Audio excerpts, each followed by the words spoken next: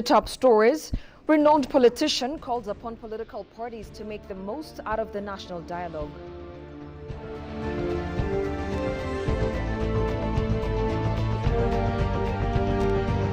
And Ethiopian Airlines launches flight to Botswana's Mon city.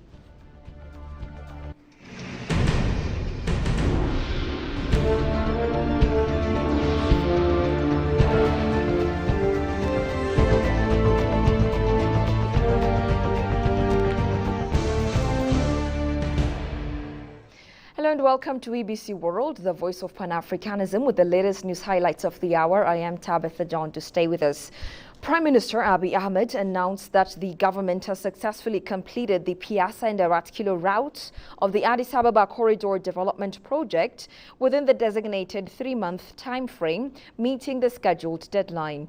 Abiy made the announcement after he was given a tour of the current stage of the Piasa Arat Kilo route to the warm welcome of city residents here today.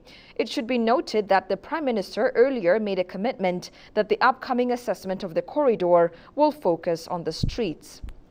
Quote-unquote, resource saving remains essential, and we need to be fast and innovative to maintain our momentum in the remaining corridors, he noted on his X account, saying that his administration's topmost priority is to guarantee excellence and establish a favorable atmosphere for all citizens. Ahmed went on to underscore that this endeavor flourishes through collaboration. He expressed gratitude for the positive reception he and his team have received.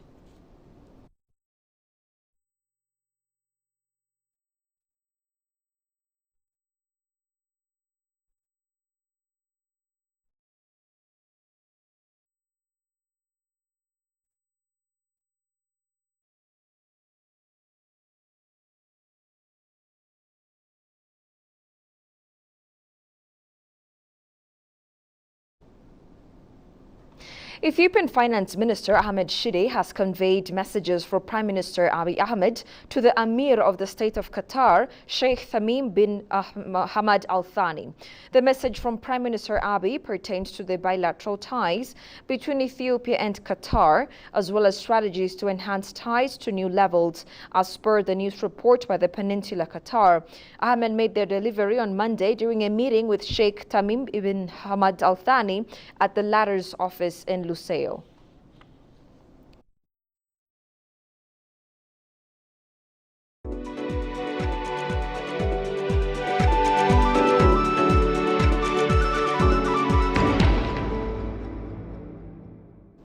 In business, the Ethiopian Airlines, a member of the Star Alliance, has launched its second flight to Botswana, stretching its wings to Mon.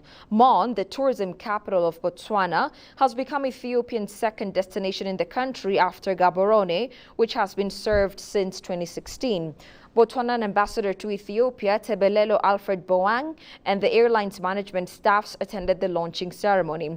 In his address to attendees, Ethiopian CEO Mesfin Dasso pointed out that the airliner has been in the midst of expanding its wings to a host of domestic and international destinations.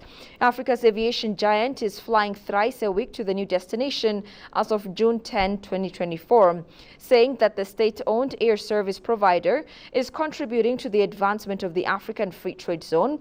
Dasso went on to note that the commencement of the new flight to the city strengthens the tourism trade and the overall socio-economic ties between Botswana and Ethiopian global destinations. The leading African carrier currently operates 147 aircraft to serve 22 local and 136 international destinations. It's a great moment indeed for the Republic of Botswana and also for relations between the Republic of Botswana and the Democratic Federal Republic of Ethiopia. So we are pleased that with the collaboration that we have established with Ethiopian Airlines, Africa is getting more integrated. It is also our pleasure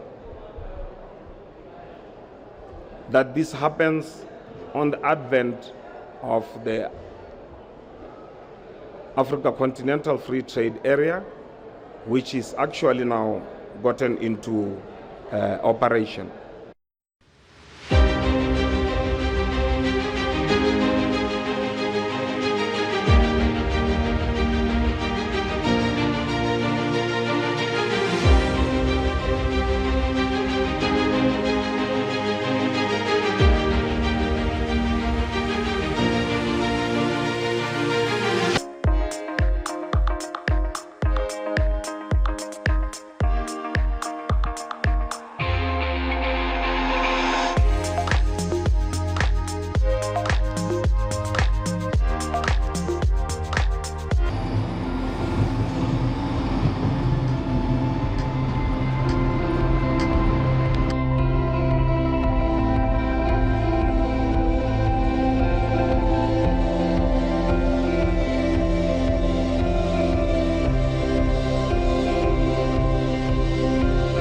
When you come to Brussels, make sure that you come and visit and see the Atomium, which is one of the main tourist attractions here. This building serves as an art exhibition, museum, and cultural center.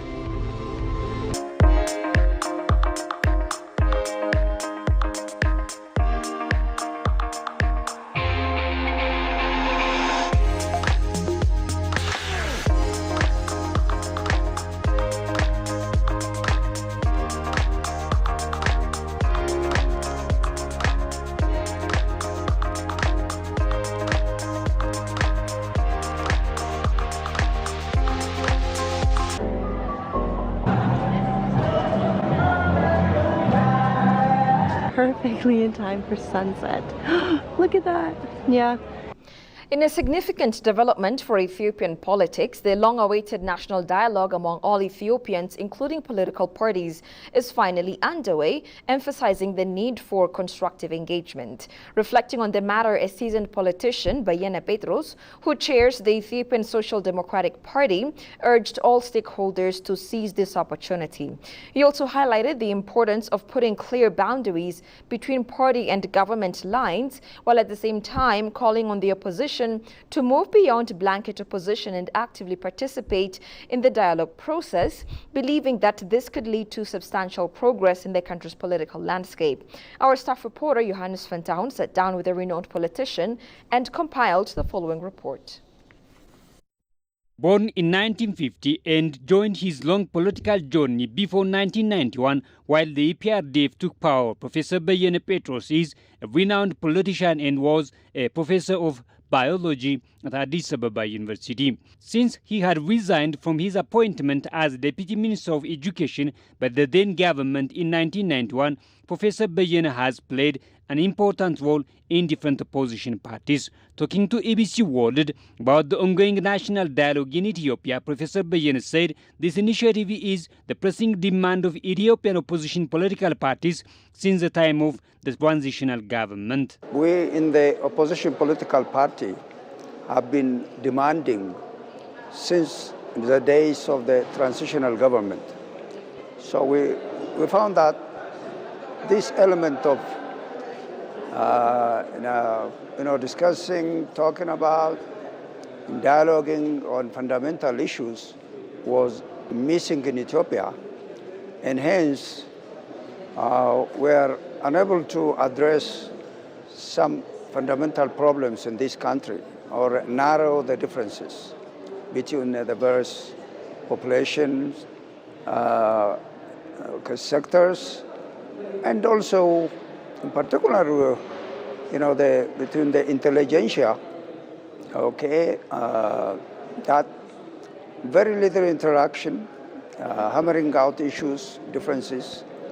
And then we thought that was a prerequisite to establishing a democratically elected government. The professor, who was a member of the Ethiopian Peace and Reconciliation Commission, which was a predecessor of the Ethiopian National Dialogue Commission, said, taking into consideration of the prevailing situations in Ethiopia, the commission is doing better. Under the objective situation, prevailing situation in Ethiopia, they are doing fine. And I say that because I was also the predecessor of this was the Ethiopian Peace and Reconciliation Commission. I was a member of that.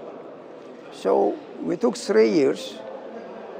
It was very difficult to take off. Vehemently condemning some approaches of the dialogue process as a result of the bloodline between the ruling party and the government and appreciating the improvements made so far, Professor Bayene underscored the need to understand the national dialogue is the mandate of the government. I think the will of the government and also the correct understanding of this is a government function.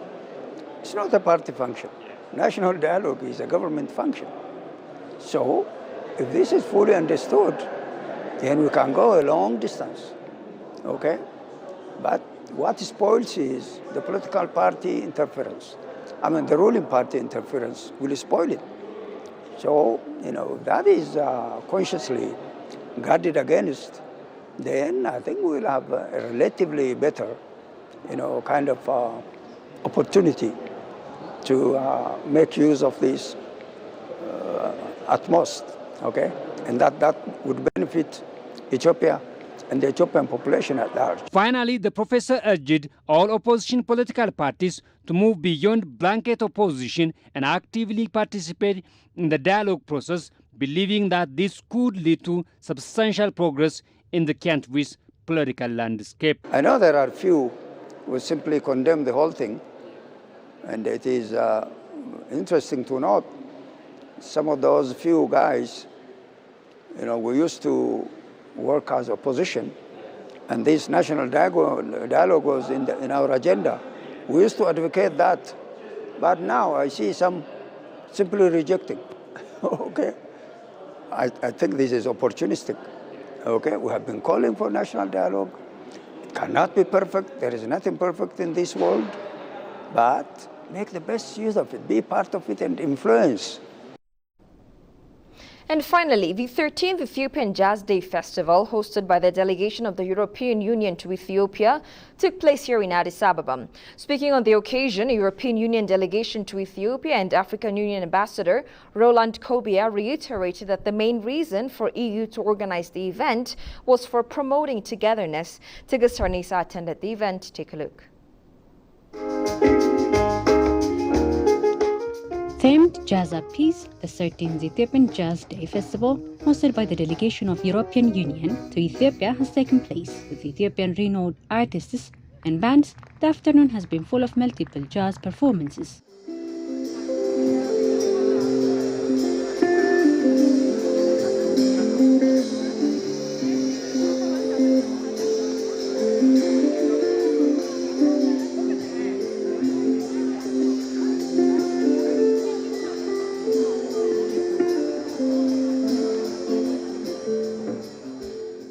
Speaking on the occasion, European Union delegation to Ethiopia and African Union Ambassador Roland Kobia reiterated that the main reason for AU to organize the event, he says, was in promotion of togetherness.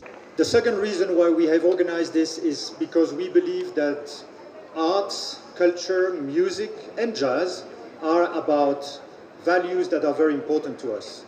It's about diversity, it's about tolerance, it's about mutual respect, and it's about peace. And we are trying our utmost, to try to bring the spirit of reconciliation, of togetherness, of tolerance, as I said, in order to bring Ethiopia, in a better mood.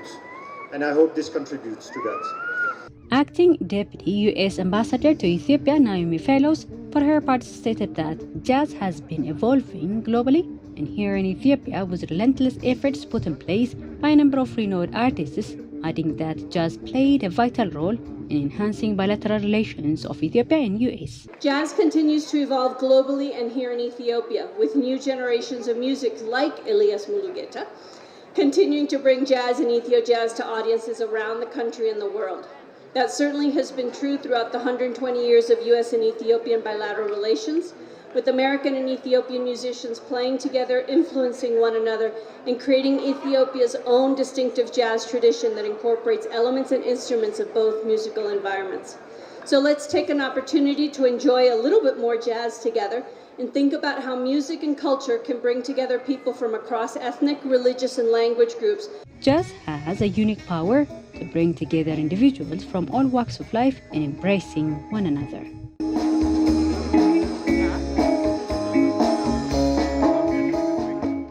You're watching ABC World, a reminder of the top stories. Renowned politician calls upon political parties to make the most out of the national dialogue.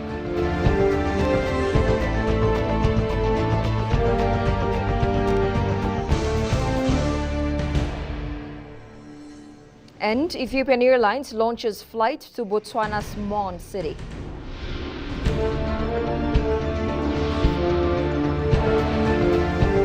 That's all we had for now. I'm Tabitha John. Thank you for watching. Have a good time and do take care.